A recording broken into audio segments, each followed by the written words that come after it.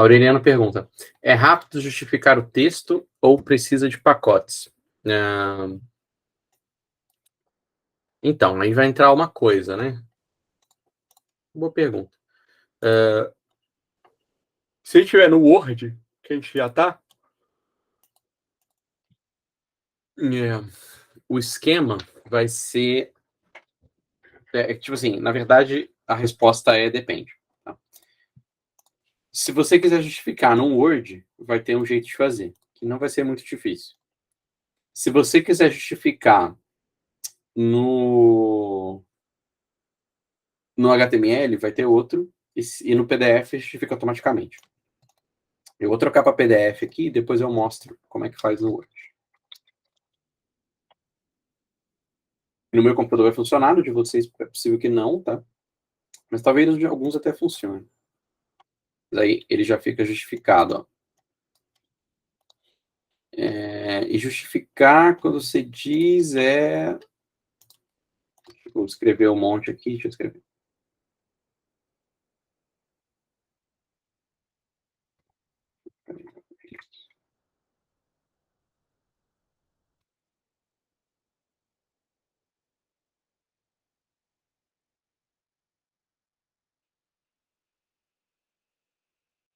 Justificar isso aqui, né?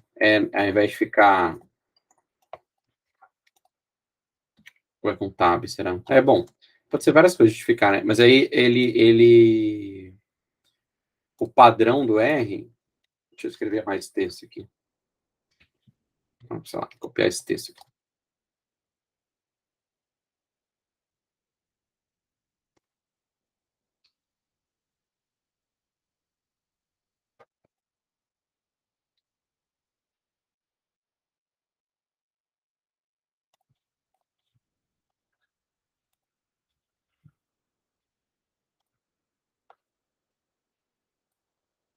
Cadê? 918. Ah, tá. É que ele tá fazendo o PDF, né? Aí o PDF já fica justificadinho assim. E o Word, que é o que eu queria falar, né? E aí o Word, vamos ver agora. Vou mostrar.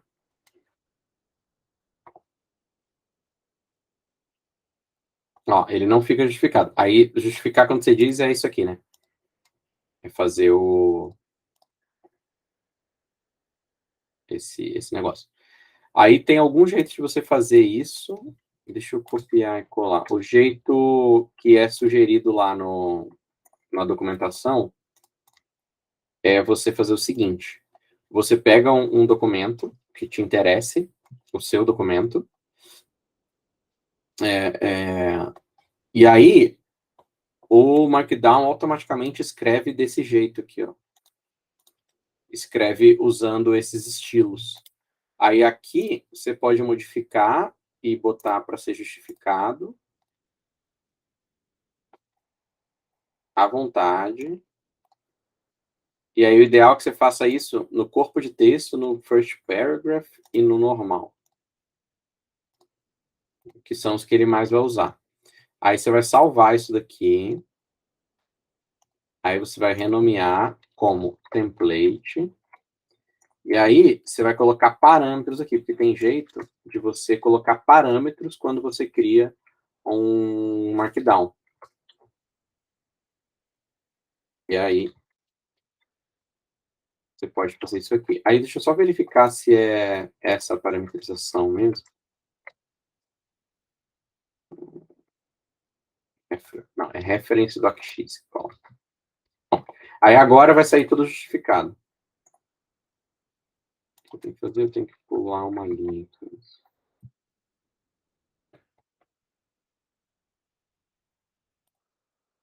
Aí, ó, ele está saindo justificado, porque, de fato, ele está usando aquele outro estilo de referência lá, né? Template. Aí aqui você consegue mexer à vontade. Então, para o Word, a resposta é essa aqui. É usando criando um template que tenha os estilos que te interessam. Os estilos que são do jeito que você quer. Para PDF não precisa, e para HTML vai ter outro jeito de fazer lá. É assim que faz. E aí aqui o legal de você fazer com template é que você consegue mexer à vontade, né? Você consegue mexer no título também, trocar, porque o título aqui, ele tá todo em azul, né? Aí você pode colocar em preto, se quiser. E salvou. Aí agora, quando você gerar com o seu Markdown, ele vai respeitar o que está no template também. E aí, ficou em preto. Vou botar outro texto aqui. Meu relatório. Vou mandar aqui editar e pronto, conseguimos. Show de bola. Então, foi uma pergunta essa. Aí, a gente está evoluindo o nosso documento, né? Aí, a lógica dele vai ser sempre essa. Eu vou lá, escrevo o meu documento do jeito que eu quero, com o texto que eu quero, e aí eu escrevo como se eu fizesse um documento híbrido, né? Que no meio vai ter resultado de código e o resto vai ser texto. E aí eu vou montando o documento do jeito que eu tiver interesse. Quais são as ferramentas que eu disponho dentro do RMarkdown para deixar o meu documento mais bacana? Só para a gente ter um exemplo prático, assim, bem, assim, tão realista quanto a gente conseguir, né? Porque o nosso objetivo aqui é ficar bem realista. Eu estou pegando aqui o que... Cadê? O meu texto aqui, pronto, para me ajudar. Aí tem algumas ferramentas. A gente já tem o título principal aqui, né? Mas se eu quiser fazer títulos dentro do meu documento, tipo título, subtítulo e tal, eu posso. Eu posso colocar aqui, por exemplo, introdução. E aí, a ideia é que no RMarkdown, você vai estar escrevendo o documento de propósito geral. Pode ser para ser um relatório do seu trabalho, para mandar por e-mail para alguém, pode ser um site que você está fazendo, um artigo, etc. Então, você tem liberdade para editar ele como se você estivesse editando um texto no Word. E aí, que nem no Word a gente bota título, no RMarkdown, se a gente quiser que apareça um título no documento final, aqui no texto, na parte que não é código, né, fora do chunk, eu escrevo hashtag. Se eu botar uma hashtag, isso aqui vai ser interpretado como texto. Aí eu posso colocar assim, ó, neste documento, vamos analisar a base de dados do IMDb com o objetivo de encontrar os filmes mais importantes.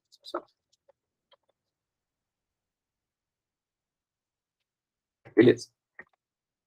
Eu criei aqui. Aí eu posso criar uma subseção que se eu quiser, botando hashtag. Aí eu escrevo assim, descrição geral da base. Aí eu vou apagar isso aqui, né? E aí eu posso escrever assim, na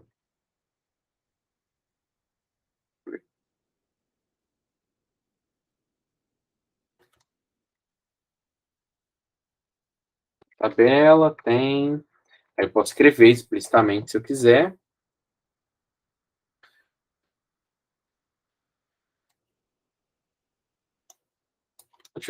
Aí eu posso fazer assim. Abaixo temos as colunas da base e seus tipos. E aí, ao invés de fazer todas essas coisas, eu uso algum dos jeitos de mostrar a base que eu já tinha, que a gente já aprendeu, né? Tipo deployr, glimpse e IMDb. Eu não sei se isso aqui vai funcionar. Ah, vai. Beleza. E aí ele fala aqui o tipo, o nome da tabela, o tipo e algumas informações. Beleza. Você pode fazer isso aqui se você quiser, né? Mas aí o lance é que você vai construindo o seu documento de pouco em pouco, entendeu? E aí tá. Aqui tem a coluna da base e os tipos. Isso aqui é um exemplo de coisa que você pode fazer. Outra coisa que você pode fazer é, depois que o chunk passou, fazer referências a ele. Então você pode falar assim, a tabela tem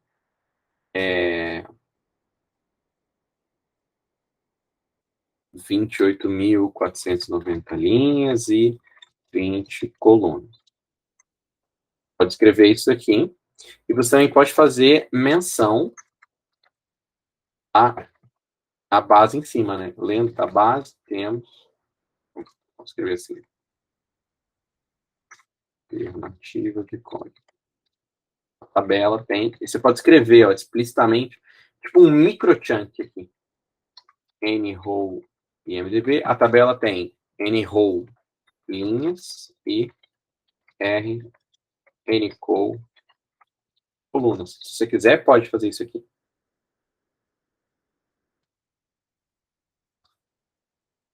Eu vou mandar aqui imitar, e aí vocês vão ver que o que sai, ó, é um código. Ó, as linhas são exatamente as mesmas, as frases, só que uma foi feita com código e a outra foi feita sem, ó. Essa aqui foi feita na mão e essa aqui foi feita com código. Então, a gente poderia escrever exatamente isso daqui. A tabela tem X linhas de X colunas. Só que aí entra uma coisa. O Markdown, ele respeita a ordem do chunk. Então, se eu quiser usar o chunk, ou coisas que estão no chunk, eu necessariamente tenho que escrever o texto depois dele, porque, de fato, o R Markdown vai executando, né, e construindo o documento passo a passo. Primeiro o título e o parágrafo, o subtítulo, o parágrafo, o input, o chunk, né, e a leitura dos arquivos, e executa, e agora está disponível para usar. E aí tem uma coisa legal, que daqui para frente eu posso usar o IMDb à vontade. Então, eu posso fazer outro chunk e fazer menção ao IMDb, porque é como se fosse tudo um grande script, que foi fatiado em vários pedaços e distribuído ao longo do documento. Então, posso fazer assim, a descrição geral da base, beleza. E aí, depois eu boto assim, diretores mais presentes na base. Eu posso fazer um chunk e avisar. Na tabela abaixo, temos os diretores com maior número de filmes. E aí eu faço aqui uma tabela que me dá essa informação. IMDb, Group by direção, sumarizar número de filmes igual N. Aí eu vou ordenar de maneira decrescente pelo número de filmes. Vou pegar os 10. E aí eu posso já imprimir direto a tabela aqui se eu quiser. Eu fiz de errado? Ah, tá. Eu tenho que rodar isso aqui. E rodar esse aqui.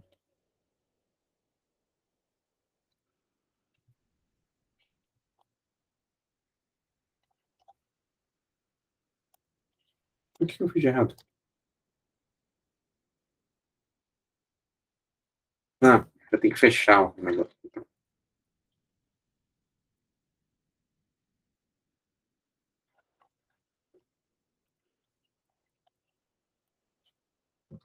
Nossa, que erro estranho.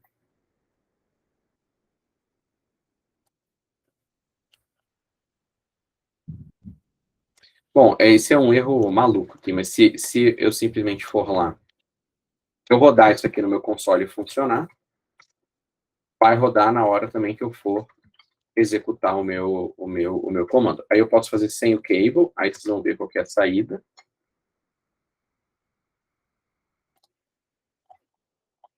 A saída é a tabela largadona aqui. Ou eu posso fazer com o cable.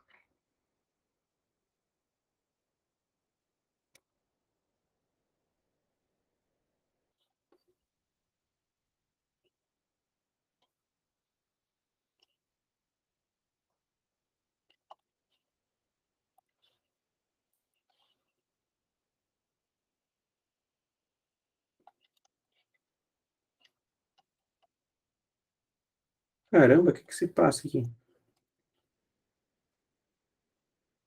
Bom, mas ele gerou o arquivo, né? Ele gerou a tabela. E aí aqui aparece, ó. Na tabela abaixo temos os diretores com o maior número de filmes e aqui o código que gerou a tabela e a tabela, né? E aí eu posso também mandar ele só mostrar o output do código, não mostrar os warnings, não mostrar as mensagens e pronto, tá certo? Eu fiquei mexendo pra caramba nesse arquivo e ele tá dando uns paus estranhos aqui no meu computador, provavelmente porque a área de trabalho tem acento, acho que tem um pouco desse problema.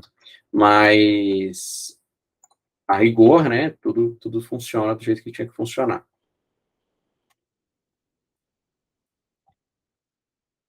Ele está criando os meus arquivos aqui. E aí, se você quisesse, você poderia até renomear essas colunas. Você pode passar um vetor de nomes mais bonitinhos, menos de programador, né? Aqui no dentro do cable, você pode passar um vetor assim, ó, número de filme, direção, né? Direção e número de filmes. E aí você manda rodar, e aí você vai ver que vai aparecer bem bonitinho lá. Uma coluna, ó, que já é bem mais próxima de como tem que ser, né? Aí você pode até tirar esse treco aqui que eu fiz, deixar só um código de leitura, tira esse trecho também, e aí esse chunk não serve para, ele só serve para ler os dados, que eu vou usar aqui embaixo. A tabela tem x linhas de x colunas, temos colunas sobre, aí você pode falar assim, né? A informação sobre os atores está disponível em uma lista separada por vírgulas, como, e aí você pode colocar aqui, IMDb,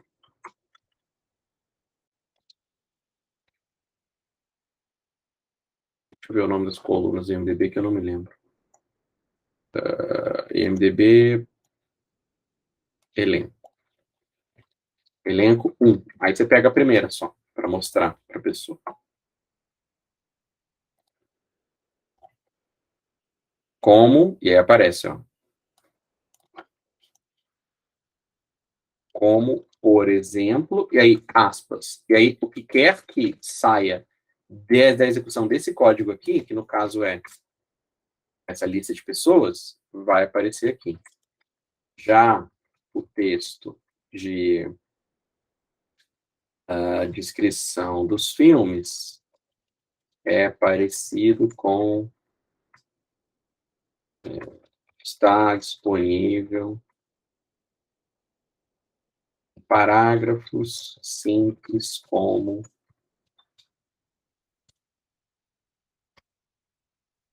e a gente pega lá, descrição. E aí, beleza. Aí, ó, a gente está fazendo um documento mesmo, certo? Um relatóriozinho. A gente está escrevendo um parágrafo que pega a coisa dos dados para mostrar para o usuário e para o usuário não, é para a pessoa que vai ler isso daqui, né? A tabela tem X linhas, a informação dos atores está disponível assim, já o texto de descrição dos filmes está disponível em parágrafos como blá blá blá.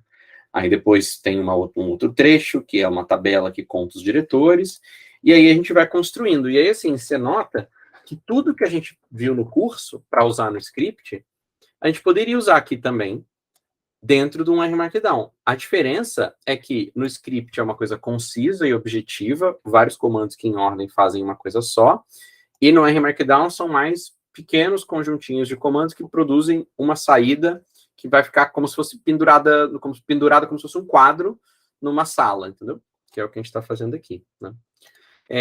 E aí, assim, a lógica do R Markdown é essa. Os chunks são interpretados em ordem, como se eles fossem um script. Então, se você leu um objeto num chunk, você pode usar ele depois, tá certo?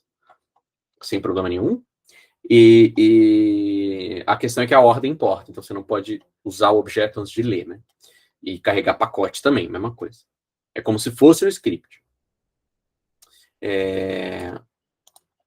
Bom, você escreve tudo de maneira fluida, e aí agora o que eu quero falar para vocês é alguns detalhes de edição. Se vocês quiserem editar o texto, tem vários jeitos de você fazer isso. Por exemplo, você pode colocar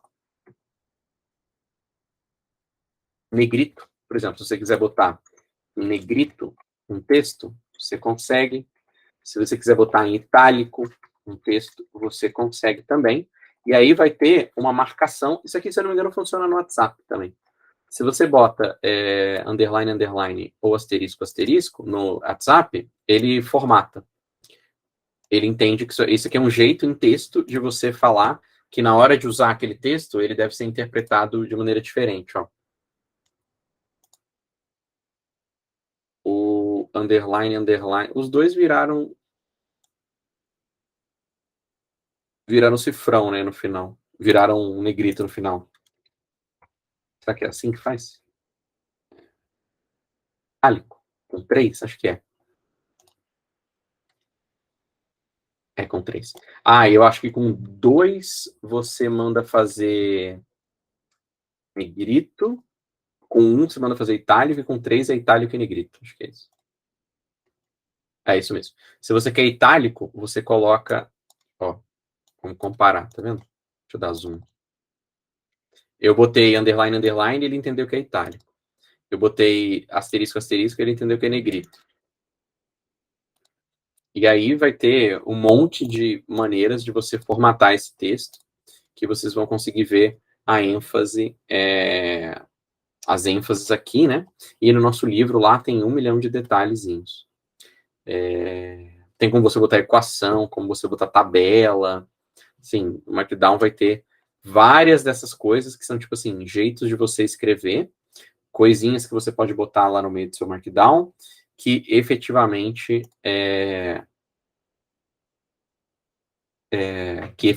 produzem um resultado visual na hora de você fazer o seu documento.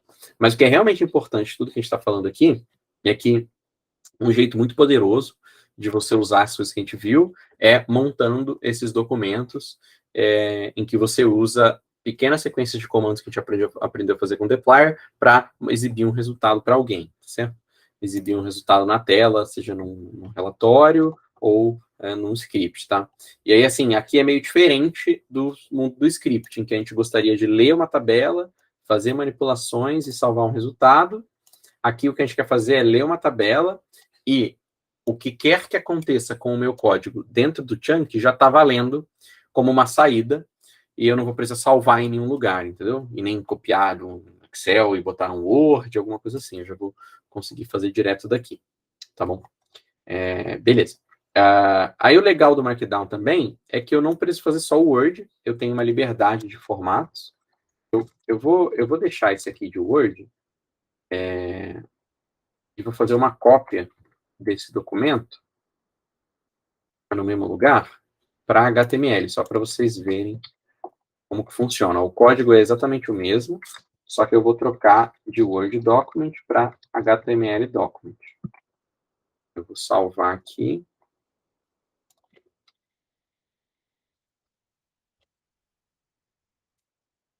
E vou mandar printar.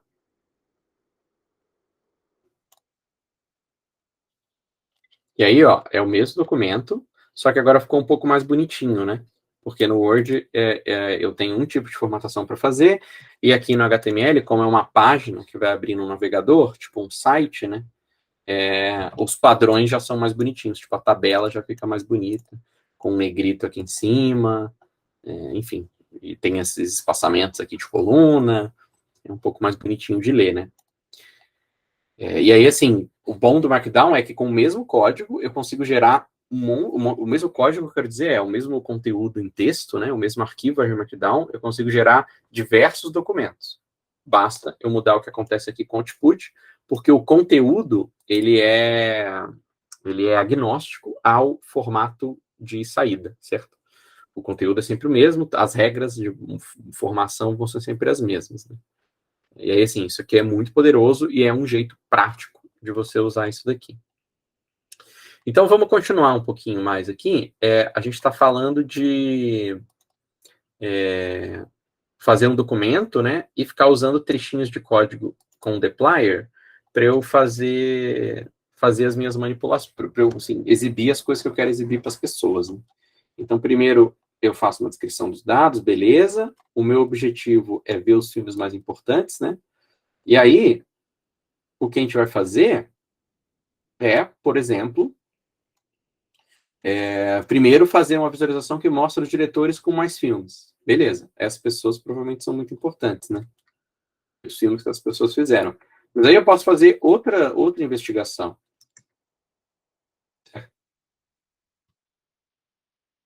Ver esses diretores, os filmes de maior nota foram, e aí a gente pode usar a nota como critério. E aí o que eu posso fazer, né? Eu posso, como se eu estivesse num script, criar objetos aqui para eu manipular. Então, primeiro eu vou fazer assim, diretores com mais filmes. Aí eu vou salvar no objeto. Aí eu vou mandar exibir aqui. Então, esse chunk está fazendo o quê? Está salvando um objeto e exibindo. Mas ele vai funcionar igual, a princípio, né? Aí no próximo chunk, eu vou usar esse negócio aqui. Eu vou fazer assim, ó. Aí eu vou mandar filtrar só a direção que está dentro desses diretores aqui.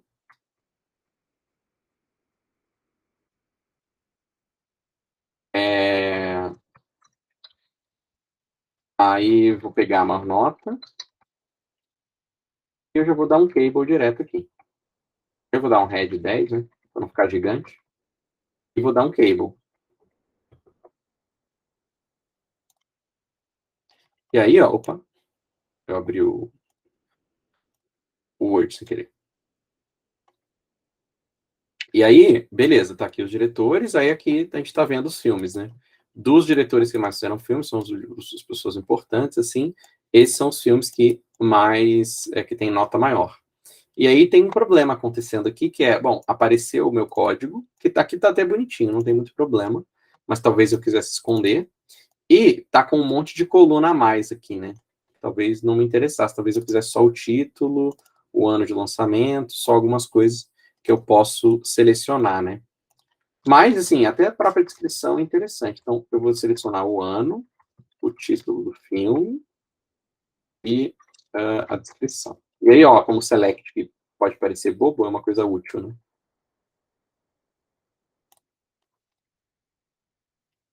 Ó, mas aí ficou bacana, né? Até a descrição agora tá legal de ler. Ó, interessante. Ah, deixa eu salvar também quem dirigiu, né? E aí, eu vou aqui na engrenagemzinha para pedir só o output também. E aí, a essa altura do campeonato, a gente já aprendeu que é só escrever echo igual false aqui, se a gente quiser. Se a gente não quiser que apareça o código, né? E aí, beleza. Estamos vendo aqui, ó, provavelmente esses filmes aqui são do John Ford, são bem importantes, né? Eles aparecem nos filmes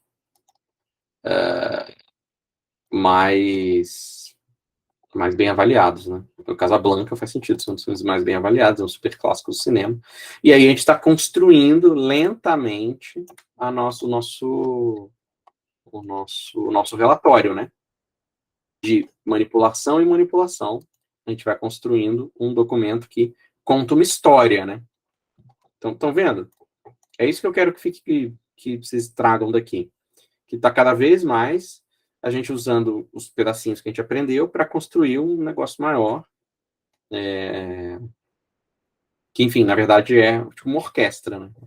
Uma mistura de vários pequenos passos, né?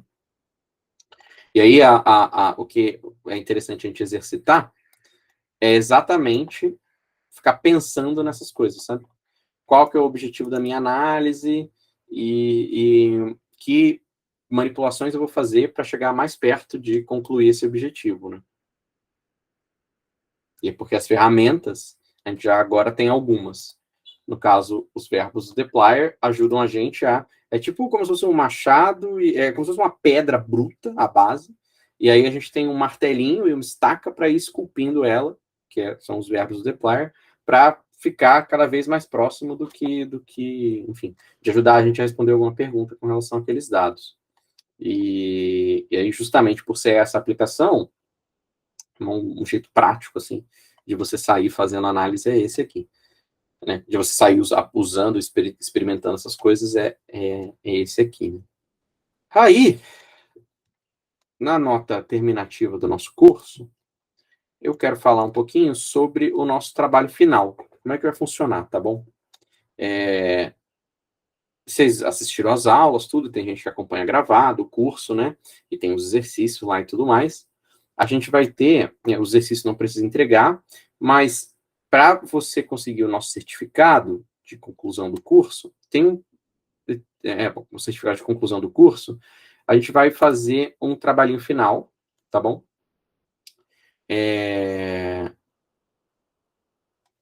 Um trabalhinho final, que eu vou postar lá no nosso Google Classroom, que o objetivo vai ser fazer uma análise explorando esses dados do IMDb, tá bom? A história vai ser o seguinte,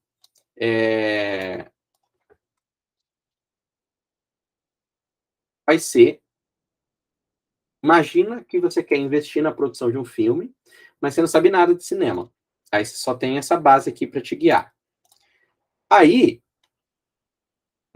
a ideia é tentar produzir um filme que seja sucesso financeiro, sucesso de crítica, ou seja, tem uma nota alta lá. Mas se você quiser, enfim, abandonar um dos critérios eventualmente e seguir só um, né? Fazer só de crítica ou só de sucesso, se for machucar muito o outro, né? Tipo assim, para fazer um filme bom de crítica, ele tem que. Não tem como ele ser fazer muito orçamento, ou ao contrário, né? E aí a ideia é você ficar explorando essa base para ver qual que é o melhor diretor no quesito crítica e sucesso financeiro. Tipo assim, e aí pode ser o critério que você inventar. Critério de retorno financeiro mesmo. Quantos por cento do que é investido como orçamento você recebe como receita no final? Pode ser. Tem ator que é bom de retorno financeiro? Tem diretor? Tem gênero de filme? Filme de terror dá mais dinheiro? Filme de comédia dá mais dinheiro? E se o critério, ao invés de ser dinheiro, vai ser nota? Tem algum ator que só faz filme bom?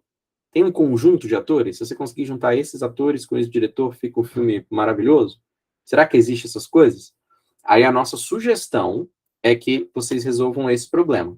Tentem encontrar estratégias dentro dessa base IMDb que façam com que o sucesso financeiro do filme seja bom ou tenha um sucesso de crítica, tá bom?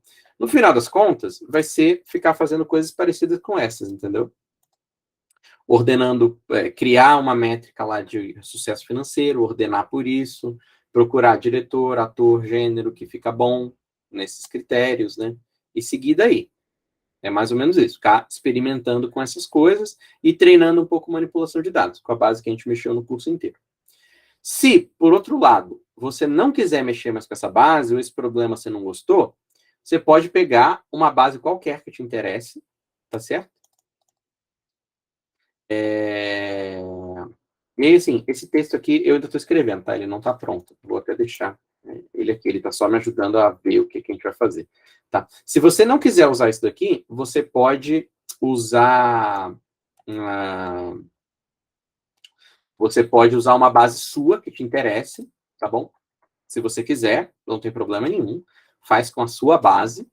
Tipo, e aí você não precisa usar os dados que a gente disponibilizou, você pode usar o que você quiser, que a gente vai analisar também, e depois que você entregar o que você fez, a gente vai te dar feedbacks, do tipo, isso aqui, essa análise que você fez desse jeito, você poderia ter usado essa função, ou então, ficou tudo muito bom, ou então você poderia dentar o seu código, sei lá, essa variável aqui está com acento no nome, talvez você pudesse mudar. Enfim, a gente vai fazer comentários no que você produzir, justamente para te dar um feedback, sabe? Para que você exercite um pouco o seu conhecimento, né?